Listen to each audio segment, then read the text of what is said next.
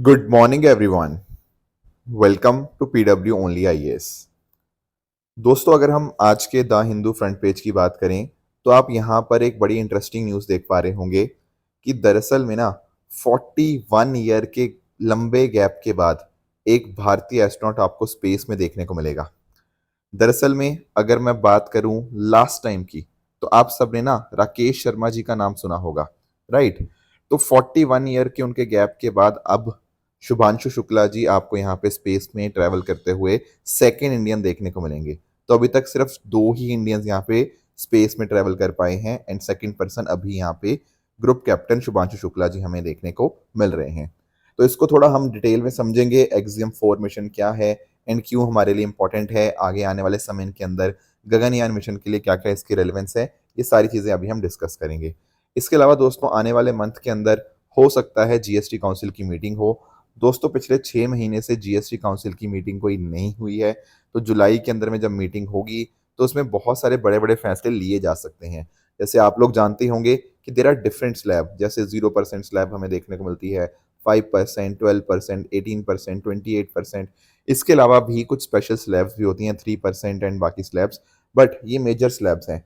अब ऐसा बताया जा रहा है कि जो 12% स्लैब वाली आइटम्स है ना, इनमें से हो सकता है ज़्यादातर आइटम्स को 5% में मूव किया जाए। हो सकता है कुछ 18% वाले आइटम्स को 12% में भी मूव किया जाए। तो काफ़ी सारे राइटर्स का ऐसा मानना है कि शायद अब बहुत कम आइटम्स रह जाएंगी 12% स्लैब के अंदर। बाकी एग्जैक्ट क्या होता है ये तो हमें नेक्स्ट मंथ जब मीटिंग होगी उससे में पता लग पाएगा। दोस्तों, डेट है आज की 26 जून 2025 एंड आप सभी का स्वागत है आज के प्रीलिम बूस्टर न्यूज़ डिस्कशन में। दोस्तों, स्टार्ट करने से पहले मैं आप सभी को बता दूं कि अगर आपको इस सेशन की पीडीएफ चाहिए तो आप मेरे telegram channel Rishabh Sharma sir PW यहाँ पर जाकर इसकी पीडीएफ को डाउनलोड कर सकते हैं। चलिए स्टार्ट करते हैं। पहला जो टॉपिक हमें डिस्कस करना है, जैसे मैंने आपको बताया भी था, वो एक्सियम 4 मिशन ही है। पहले बात तो हम लोग ना ये मिशन को अंडरस्टैंड करते हैं कि एक्सियम 4 का आखिर ये मतलब क्या है। देखो, 4 का मतलब है fourth private astronaut mission to the international space station. आप सब लोग इंटरनेशनल स्पेस स्टेशन को जानते होंगे, राइट। तो उसके लिए चौथा प्राइवेट एस्ट्रोनॉट मिशन हमें यहाँ पे देखने को मिलेगा। अब इस मिशन में चार टोटल आपको लोग देखने को मिलेंगे। एक तो जैसे मैंने आपको बताया, भारतीय astronaut group captain Shubhanshu Shukla ji हैं। उनके अलावा तीन एस्ट्रोनॉट्स आपको और देखने को मिलेंगे from Poland, Hungary and USA. दरअसल में जो एलोन मस्क की कंपनी है स्पेस एक्स, उसका जो फैल्कन 9 रॉकेट था उसके माध्यम से इसको यहाँ पे लॉन्च किया गया। कहाँ से? NASA Kennedy space centre Florida में, ठीक है ना। तो इसमें क्या होगा, इस मिशन में 28 घंटे की पहली बात तो एक जर्नी होगी to the international space station. जैसे कल वेडनेसडे के दिन के ऊपर ये चीज स्टार्ट हुई ना, तो आज थर्सडे लगभग इंडियन स्टैंडर्ड टाइम के हिसाब से लगभग 4:30 बजे ये वहां पे पहुंच जाएगा, ठीक है ना। तो डॉकिंग जो होगी इंटरनेशनल स्पेस स्टेशन पे, वो लगभग आज दोपहर 4:30 बजे आसपास देखने को मिलेगी। तो लगभग 28 घंटे की ये जर्नी हो जाएगी और ये बहुत इंपॉर्टेंट मोमेंट हमें देखने को मिलेगा। तो बाकी आप लोगों ने, जैसे मैंने आपको बताया कि आप नोटिस कर पाओगे, ये पहले इंडियन बने हैं जो कि इंटरनेशनल स्पेस स्टेशन को यहाँ पे ट्रैवल कर रहे हैं। Plus Shubhanshu Shukla ji has become the second Indian to travel to space after Rakesh Sharma after a gap of 40 years, ठीक है। इनफैक्ट ना शुभांशु शुक्ला जी को ही यहाँ पर गगनयान मिशन के लिए भी सिलेक्ट किया गया है। टोटल 4 एस्ट्रोनॉट सिलेक्टेड है गगनयान मिशन के लिए, उनमें से एक शुभांशु शुक्ला जी भी हैं। बाकी एक्सियम 4 मिशन की बात करें तो जैसे मैंने आपको बताया कि 28 घंटे का टोटल टाइम लगेगा डॉकिंग तक पहुंचने के लिए, मतलब डॉकिंग करने के लिए to the international space station. उसके बाद यहाँ पर एक्सियम 4 रिसर्च अपना यहाँ पे करेगा। रिसर्च किस तरह की? जैसे for example there will be different scientific experiment in the field of microgravity, biology, artificial intelligence, sustainable agriculture, material sciences. तो रफली ये 2 हफ्ते का आपको यहाँ पे प्रोसेस देखने को मिलेगा कि सारा का सारा जो अलग अलग इस तरह से रिसर्च एक्टिविटीज़ यहाँ पे कंप्लीट होंगी। तो भारत की इनफैक्ट ना जो आने वाला गगनयान मिशन है जो 2027 के अंदर एक्सपेक्टेड है, उसके लिए भारत कितना रेडी है, इसरो कितना रेडी है, उसके भी अंदर में एक तरह से मदद मिल पाएगी। Plus at the same time ISRO और नासा के बीच में जो कॉपरेशन है ये उसको भी कहीं ना कहीं यहाँ पे रिफ्लेक्ट करता है एंड डेफिनेटली बहुत इंपॉर्टेंट टेक्निकल एक्सपर्ट इसमें भी ये कॉन्ट्रीब्यूशन हमें दे रहा है। तो ये है आपका एक्सियम मिशन 4, जिसके बारे में आपको यहाँ पे क्लैरिटी होनी चाहिए। दोस्तों, आगे आते हैं। अगला टॉपिक हमारे सामने जो है वो है ऑर्गेनाइजेशन ऑफ इस्लामिक कॉपरेशन। इसको थोड़ा सा अंडरस्टैंड करते हैं कि आखिर ये ओआईसी क्या है। देखो, एक्चुअली ना पता क्या हुआ है, अभी जो सेशन हुआ इसका 51st session of organization of economic cooperation Istanbul के अंदर। उसमें ना दो चीज़ें यहाँ पे कही गई। एक तो ओआईसी ने इसराइल को सुनाया कि यार ये जो आप ईरान, सीरिया, लेबनान के अंदर ये मिलिट्री एक्शन ले रहे हो, ये अपने आप में गलत है। पर एक सरप्राइजिंग चीज़ पता क्या थी? इन्होंने इंडिया को भी सुनाया। क्यों सर, इंडिया को क्यों सुनाया? इन्होंने बोला कि भाई जो इंडिया ने किया जो पाकिस्तान के ऊपर पिछले कुछ दिनों के अंदर, वो चीज़ गलत थी।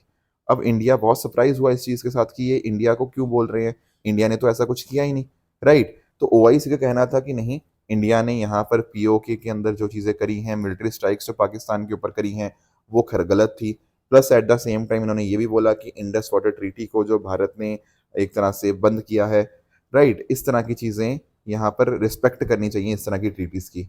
तो इंडिया को ये बात बिल्कुल भी सही नहीं लगी, क्योंकि इसमें हमने कोई ऐसा कुछ नहीं किया पाकिस्तान के ऊपर, बल्कि पाकिस्तान तो अपने आप में टेररिज्म का एक कंट्री बन चुका है। वो एक तरह से स्टेट स्पॉन्सर्ड जो टेररिज्म हमें देखने को मिलता है, वो पाकिस्तान की वजह से हमें देखने को मिलता है, और बाकी देशों को यहाँ पे अनस्टेबल करने की पाकिस्तान कोशिश कर रहा है। तो भारत ने यहाँ पर ऑर्गेनाइजेशन ऑफ इकोनॉमिक ऑपरेशन को बहुत ज़्यादा सुनाया है कि आपके जो व्यू पॉइंट्स है ना, वो पाकिस्तान के ऊपर बायस्ड हैं बहुत ज़्यादा, ठीक है। तो ये सारी चीज़ें हमें देखने को मिली। तो हमें थोड़ा सा ओआईसी के बारे में यहाँ पे पता होना चाहिए। यहाँ पर इन्होंने क्या दिया, इस्तांबुल डेक्लेरेशन, राइट। इसमें यही बोला गया कि फ़लस्तीन के राइट्स की हम यहाँ पे सपोर्ट है उनके साथ। Plus at the same time Israel के एक्शंस को यहाँ पे कंडेम किया गया, जो गाज़ा और वेस्ट बैंक के अंदर यहाँ पे किया गया, और इसको जेनोसाइड एंड सिस्टमिक ऑपरेशन का यहाँ पे नाम दिया गया। Plus at the same time OIC ने यह भी बोला कि जल्दी से जल्दी यहाँ पे एक परमानेंट सीज फायर होना चाहिए, और यूएन सिक्योरिटी काउंसिल के जो रेजोल्यूशन है गाज़ा को बिल्ड करने के लिए, उनका भी फुल इम्प्लीमेंटेशन होना चाहिए। बाकी जो मैंने आपको बताया कि इंडिया को भी इन्होंने क्रिटिसाइज़ किया, मैंने आपको यहाँ पे समझा दिया। बाकी ओआईसी की अगर हम यहाँ पे बात करें ना, तो ओआईसी दरअसल में 1969 के अंदर फाउंड किया गया था, एंड इसमें आपको टोटल 57 मेंबर स्टेट्स आपको देखने को मिल जाएंगे। अब देखो, सरप्राइजिंग बात यह है कि भारत में बहुत बड़ी मात्रा में मुस्लिम रहते हैं, बट ओआईसी का पार्ट भारत आज के समय नहीं देखने को मिलता।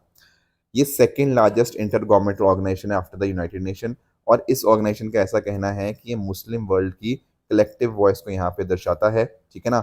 एंड किस तरह से मुस्लिम वर्ल्ड के इंटरेस्ट पूरी दुनिया में प्रोटेक्ट किए जा सकते हैं, उसको यहाँ पे सेफ गार्ड करता है। साथ ही साथ आप नोटिस कर पाओगे यूनाइटेड नेशन और ईयू में इसके परमानेंट डेलीगेशन आपको देखने को मिल जाएंगे। इसका जो सेक्रेटरीट है दैट इज इन जिदा, सऊदी अरेबिया। एंड साथ ही यहाँ पे आपको 3 languages, Arabic, English and French, इसकी ऑफिशियल लैंग्वेजेस आपको देखने को मिल जाती हैं। अब ओआईसी में ना टोटल आपको 3 मेन बॉडीज देखने को मिलेंगी। एक है आपकी इस्लामिक समिट कॉन्फ्रेंस, ये दरअसल में ओआईसी की सुप्रीम अथॉरिटी है, ठीक है। ये 3 साल में एक बार मिलती है ताकि ऑर्गेनाइजेशन की पॉलिसी को बना पाए। दूसरा है काउंसिल ऑफ फॉरेन मिनिस्टर, ये हर साल एक बार मिलती है ताकि जो पॉलिसी डिफाइन करी गई है उसको कैसे ना कहीं इम्प्लीमेंट करना है। और जनरल सेक्रेटरी इसका आपको एक एग्जेक्टिव ऑर्गन देखने को मिल जाता है, ठीक है, जो डे टू डे फंक्शनिंग को यहाँ पे देखता है। तो ये बातें थी कुछ ओआईसी के बारे में जो हमें यहाँ पे पता होनी चाहिए। नेक्स्ट दोस्तों हमारे सामने टॉपिक है डिजिटल पेमेंट इंटेलिजेंस प्लेटफॉर्म। अब इसको थोड़ा अंडरस्टैंड करते हैं कि इसका मतलब क्या है। सबसे पहली बात, आप डीपीआई समझते हो? डीपीआई सुना होगा आप लोगों ने, डिजिटल पब्लिक इंफ्रास्ट्रक्चर।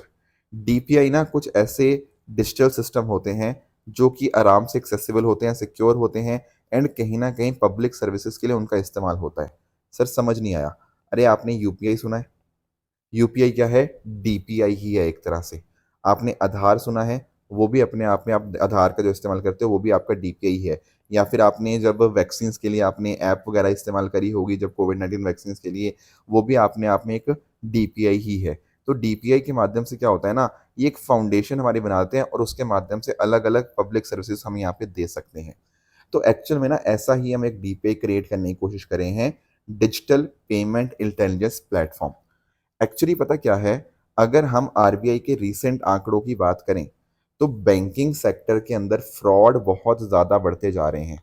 आप यहाँ पे नंबर्स भी देख सकते हो, अगर आपको देखने हैं आप यहाँ पे अंडरस्टैंड कर पाओगे कि पिछले साल जो आपको बैंकिंग फ्रॉड्स देखने को मिले थे वो 12,000 करोड़ के थे रफली, पर इस साल वो नंबर 3 गुना हो चुका है, लगभग 36,000 करोड़ आपको देखने को मिल जाएगा।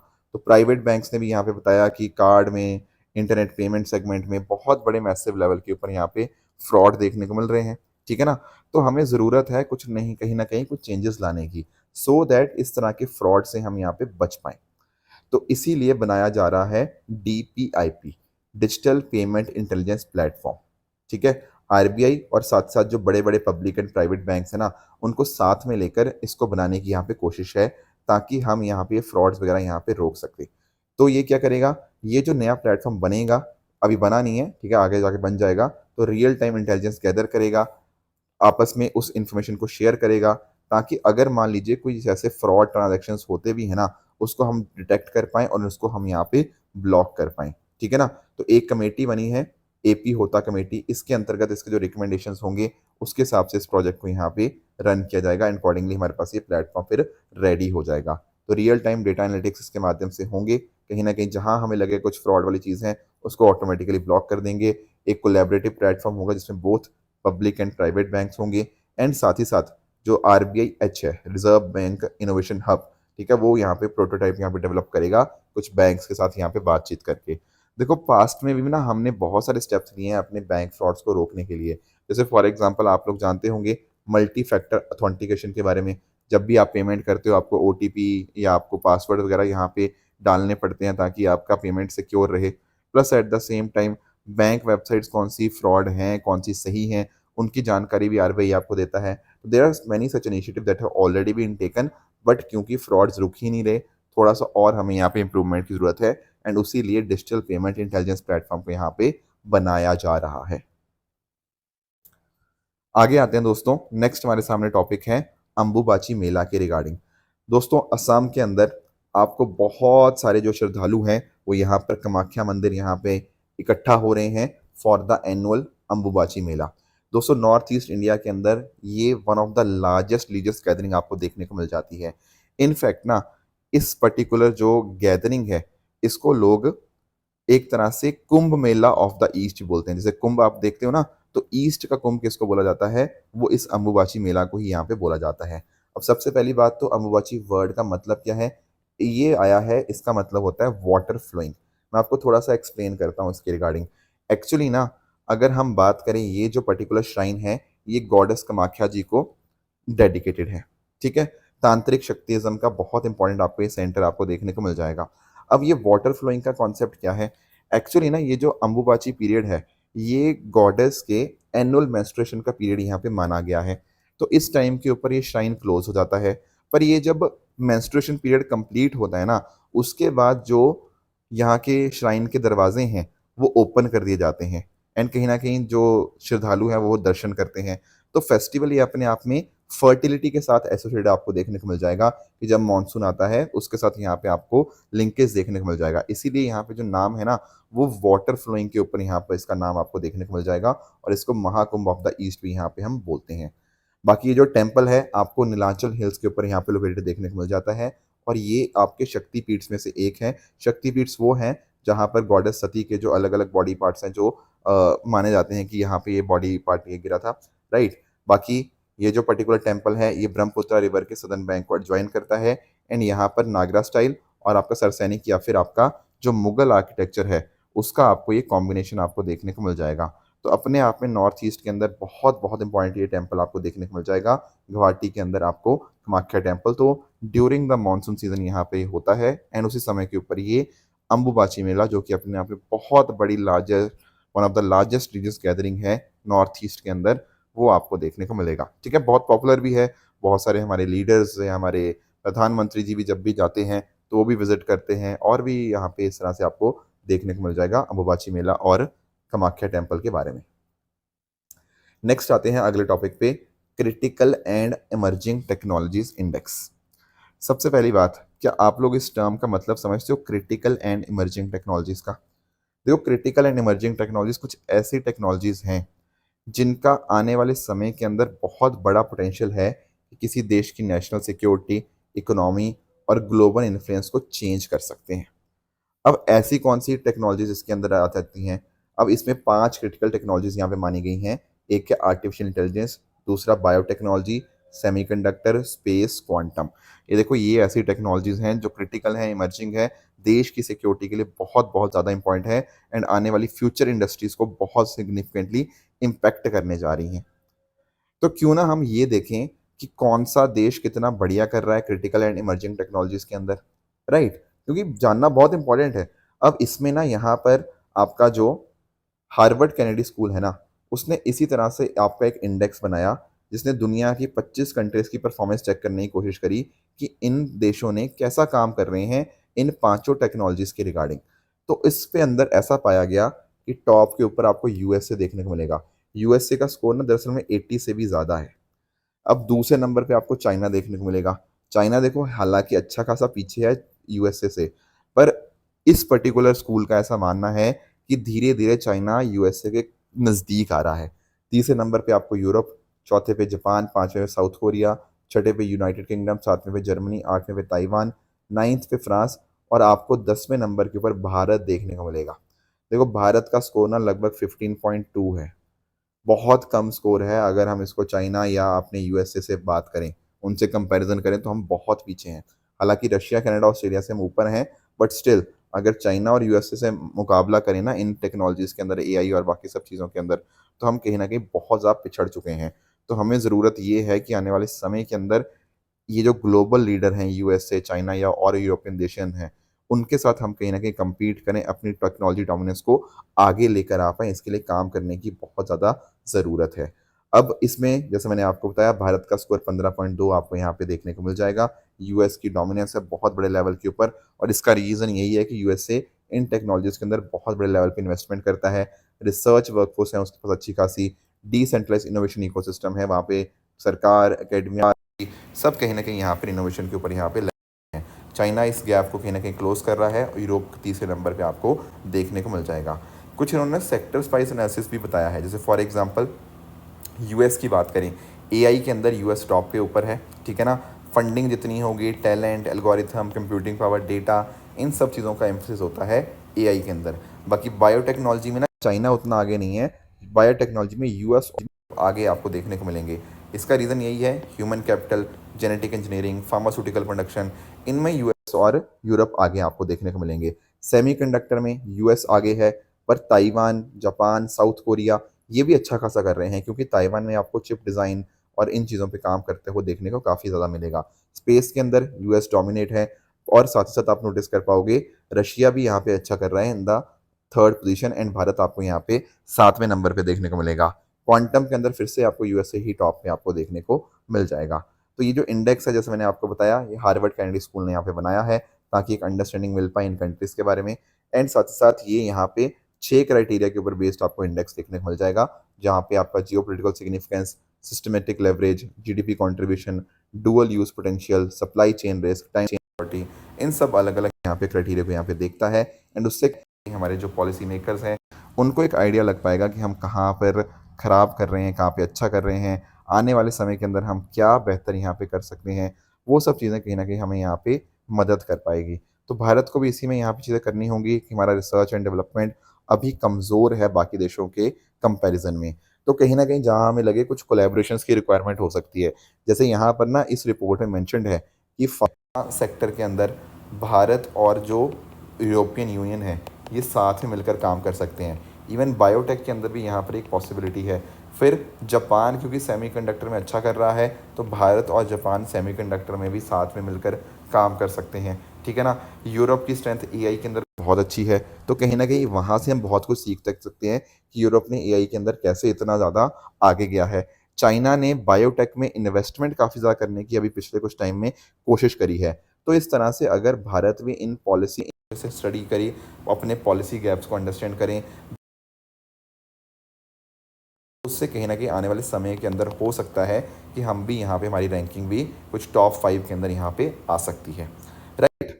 दोस्तों ये थी हमारी आज की डिस्कशन। यहाँ पर आपके सामने कुछ स्टेटमेंट्स हैं, इनको आप पढ़िएगा, बताइएगा इनमें से कौन सा सही है, कौन सा गलत है एंड कल जो मैंने आपको होमवर्क दिया था, एक था United nation sustainable development report के बारे में। तो जो पहला स्टेटमेंट बोल रहा है कि SDSN इसको रिलीज़ करता है, येस अपने आप में ये बिल्कुल करेक्ट है। WMO की बात करें तो ये जो बात कर रहा है कि it is not a specialised agency, नहीं it is a specialised agency, तो इसलिए सेकंड आपका इनकरेक्ट हो जाएगा। एस्टीमेट कमेटी की दोस्तों बात करें तो यहाँ पर मिनिस्टर इसका मेंबर नहीं हो सकते, तो इसीलिए थर्ड भी आपको इनकरेक्ट देखने को मिलेगा। तो दोस्तों ये थी हमारी आज की डिस्कशन। इसी तरह से आप सब लोग अपने एंड पे हार्ड वर्क करते रहिए। Thank you so much for joining. All the very best. Thank you so much.